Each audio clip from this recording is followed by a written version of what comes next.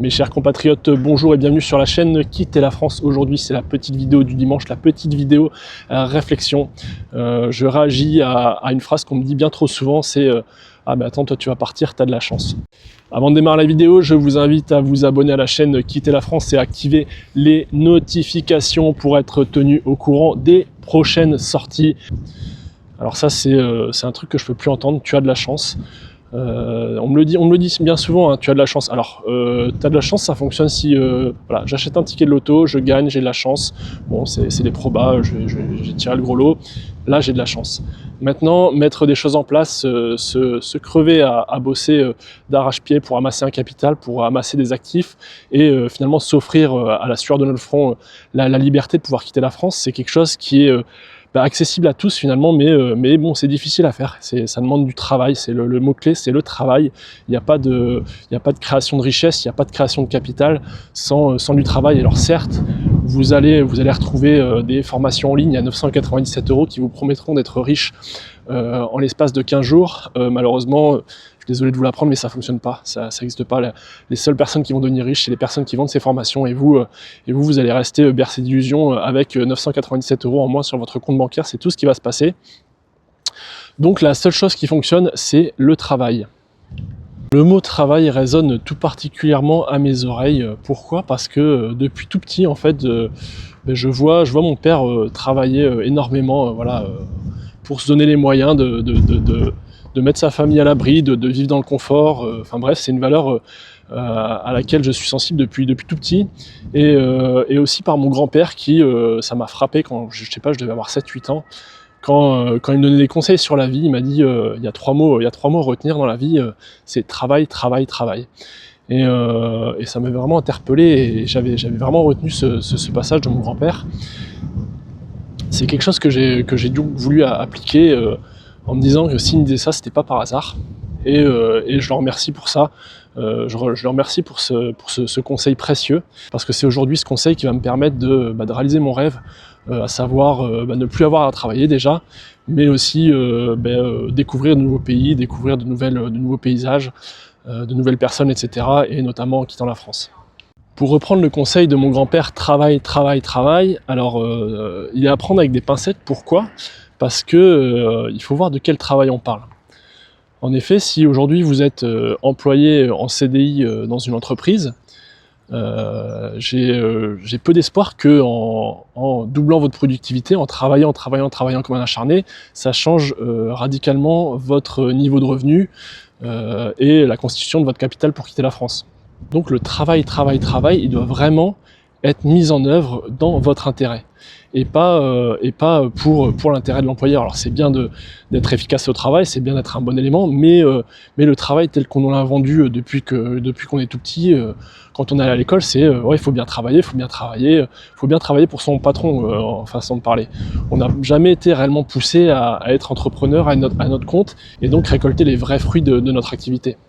Donc aujourd'hui, si vous êtes salarié et que vous vous sentez limité par vos capacités à accroître vos revenus, la seule solution, ça va être de trouver la manière de maximiser ses revenus, pourquoi pas soit en devenant indépendant, soit en essayant d'accéder à une promotion au sein de votre société.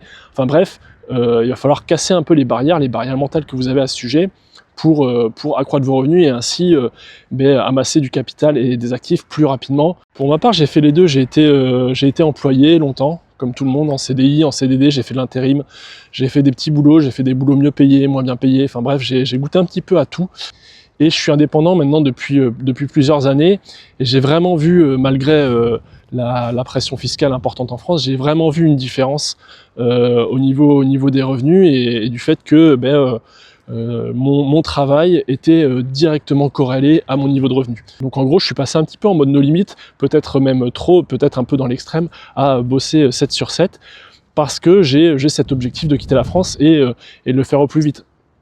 Alors qu'en CDI, en salarié dans une entreprise, vous aurez beau vous arracher pour votre patron, alors il sera très content parce que lui forcément son chiffre d'affaires va bondir grâce à votre surproductivité, mais vous au final, bon, vous aurez peut-être une prime de 100 balles, de 100 €, mais ça va pas radicalement changer votre niveau de revenu et votre niveau de vie et la rapidité à laquelle vous allez pouvoir amasser votre capital de départ pour un autre pays. C'est pourquoi je vous invite à réfléchir à éventuellement démarrer une activité indépendante sans pour autant démissionner tout de suite.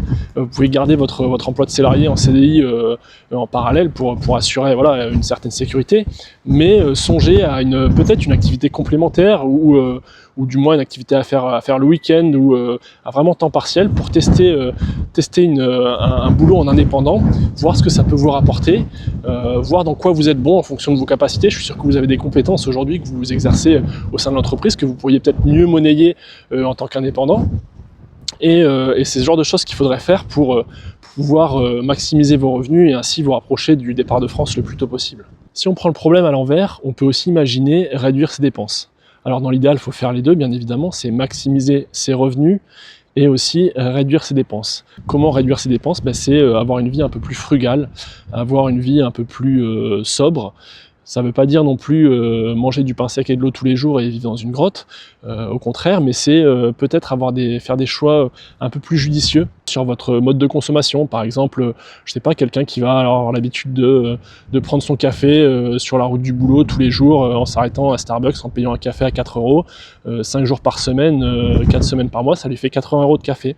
Pourquoi ne pas acheter un thermos, faire votre café à la maison et ces 80 € là, les placer par exemple sur un compte titre, sur un PEA ou ailleurs, ou faire un petit matelas de sécurité pour quand vous partirez de France.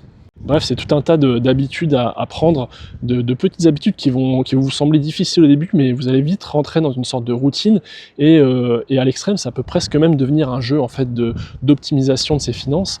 Alors c'est pas non plus d'ailleurs un truc qu'on nous apprend à l'école, parce que le but du jeu c'est qu'on soit des bons consommateurs, qu'on consomme et qu'on claque tout ce qu'on gagne, mais justement il faut aller à contre-courant du système en essayant d'être plus malin que les autres, d'être un peu plus calculateur, d'être un peu plus, on va dire, écureuil, hein, sans dire qu'il faut vraiment rien dépenser, mais voilà, en tout cas mieux dépenser. Vous avez donc deux outils à votre disposition pour accélérer cette constitution de capital pour partir de France, maximiser vos revenus, limiter vos dépenses. Alors vous allez me dire, ouais ok, t'es gentil mais t'as pas inventé l'eau chaude, mais cela dit, c'est des choses qu'il faut avoir à l'esprit, il faut se faire violence en fait, c'est ça, c'est vraiment se faire violence, il faut sortir de ses routines et il n'y a que par ces efforts-là, par le travail, que vous parviendrez plus rapidement à vos objectifs de constitution de capital et ainsi plus rapidement à quitter la France. Au niveau du frugalisme, j'ai expérimenté pas mal de choses différentes, j'ai pu appliquer beaucoup de solutions à ma vie. Aujourd'hui, j'ai un coût de vie qui est très réduit et pourtant je vis pas dans une grotte, je mange très bien, je mange des produits frais du marché, bio quand c'est possible et j'ai vraiment pas du tout l'impression de manquer de quoi que ce soit, quoi. Au contraire, j'ai une vie très heureuse et très riche, mais voilà, je fais des choix de consommation qui me permettent d'avoir une super qualité de vie tout en limitant grandement mes dépenses. Par exemple, je vois souvent des gens qui ont des abonnements Spotify ou Deezer, etc. et qui payent un abonnement Spotify plein pot. Donc ils vont payer, je sais plus ce que c'est peut-être 13, 14, 15 €. Très bien, ils ont cet abonnement, alors en général peut-être ils peuvent le prendre pour la famille parce qu'ils peuvent avoir plusieurs comptes, mais en l'occurrence par exemple moi je suis tout seul. Au lieu de passer par Spotify directement et de payer 15 balles par mois, je passe par le site, l'application qui s'appelle Split, et qui va me permettre de payer une fraction d'un abonnement à 15 €. En gros, je paye Spotify 3 € par mois, j'ai les mêmes services, j'ai la musique en illimité, etc. Et je jouis de ce service, mais pour une fraction du prix. Et ça, en le répétant et en l'appliquant dans tous les domaines, vous allez pouvoir avoir une vie tout à fait confortable avec tout le luxe moderne, on va dire, mais à une fraction du prix que ce que ça vous aurait coûté si vous payez plein pot.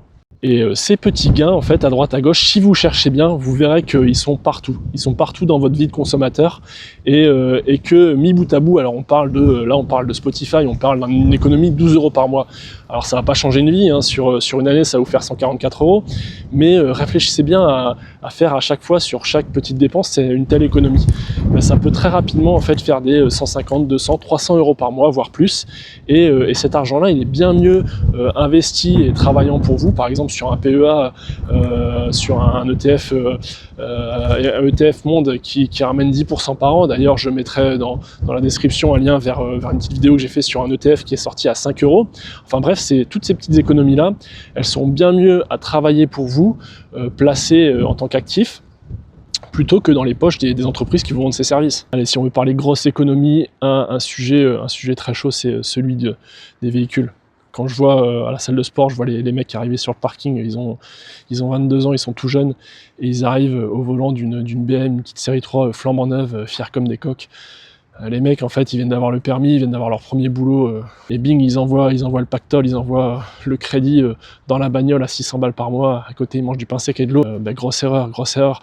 Alors, bon, on peut pas leur en vouloir, hein. Je vais pas dire que je les comprends, parce que je les comprends pas du tout, mais parce qu'ils n'ont pas l'éducation financière, parce qu'encore une fois, on n'est pas éduqué à ça à l'école, et c'est navrant.